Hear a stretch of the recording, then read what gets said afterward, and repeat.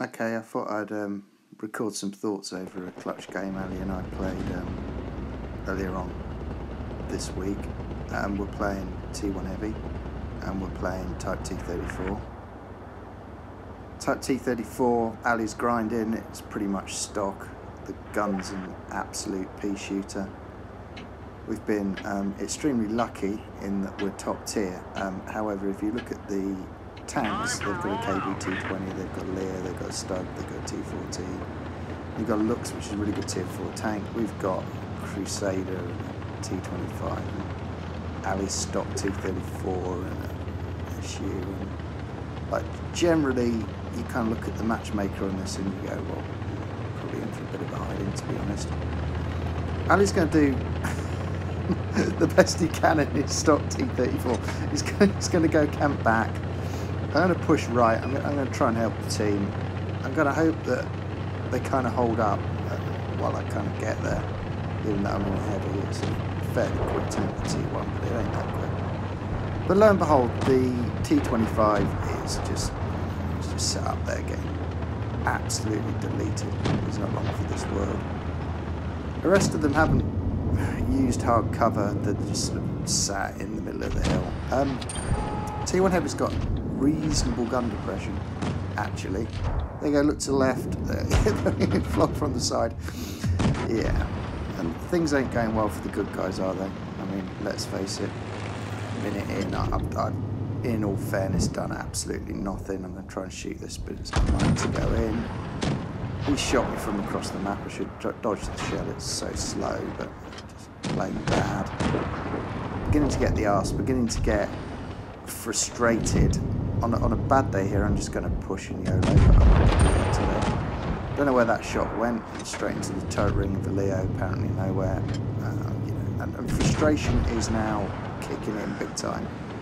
I'm playing bad. Ali's chipping away at the back. We're running out of human beings, and I get a shot. I'm like, okay, at least I'm not on a potato. So, looks it's going to push. It's just dumb, isn't it? It's going to get deleted.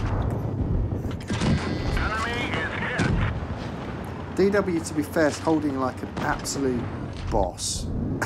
I think he's going to get pushed by the Leo, and you know I've got to apologise for that shot as well. It just ricochets off the top. It's not looking good, is it? So 2 tanks down, could be worse. The good news is that they're fairly low on health points in some of their tanks, but our guy's going to start dropping now. So I'm having a good look. I need to clear this Leo. He's spotting me up. He's giving DW2 a hard time. I need to try and keep the DW2 alive. I'm going to see what gives. There you go, trapped. So now we're kind of starting to play, which is about time really, isn't it? There you go. So he's gone. Ali's still holding in there, but nevertheless, it's, yeah, he's gone. So we're down to 2. T28 shouldn't have pushed there. I'm just going to sit inside scratch this ridge. I've got the higher ground, I've also got cover, and you can see the bounces I'm getting. The armour on T21 on the T1 at the front, rock hard really. And there you go, I'm just going to nozzle up to this ridge. And lo and behold, we got it back to 2-on-1. Still a Stug and a T14. But I think they're going to come left. And if they come left, that's really going to suit, because, I mean, they can pretty much see my turret. It's made of unobtainium, and if I wiggle, I'm going to get bounces here. So here we have it. Okay, so I don't know quite what the Stug's doing there, but fair enough. T14 bounce. Should have gone into the tracks. Don't know what happened there. APCR into top of the Stug. No. Gun mantlet. Lovely. Thank you so much. There you go. There's the beauty of the front of the T1 Heavy. You're going to have difficulty getting through it. T14's pushing. Dude, you should have done that a while back. There we go. I'm just going to angle him up. There we go. Good night. Clutch game. Really tight. Just goes to show a game of 2 halves. If you can play bad but not die and just sort of stick in there, find a position of power and just hold it out, you'll be okay. And there we have it. First class, blah, blah, blah. Shouldn't have won it. Alrighty, game number 2. S35CA. More common. There you go, look, bottom tier, tier 6 game. This tank is OP in tier. Fantastic gun. Very, very good. Gun mantlet, rock hard. Gets surprising amount of bounces. Very mobile, and gun arc is just superb. You can fire around the corner on it. So it tends to push left. I'm pretty much going to do that. I'm going to go left. I'm going to see if our meds or lights can get some spots. I'm just going to pop up in this ridge and use the ridge for the aim. See what we can get. A VK. Seriously, what was that? Good news.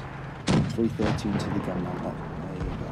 So bad shot, but decent angle and decent position. So I'm just going to use this ridge.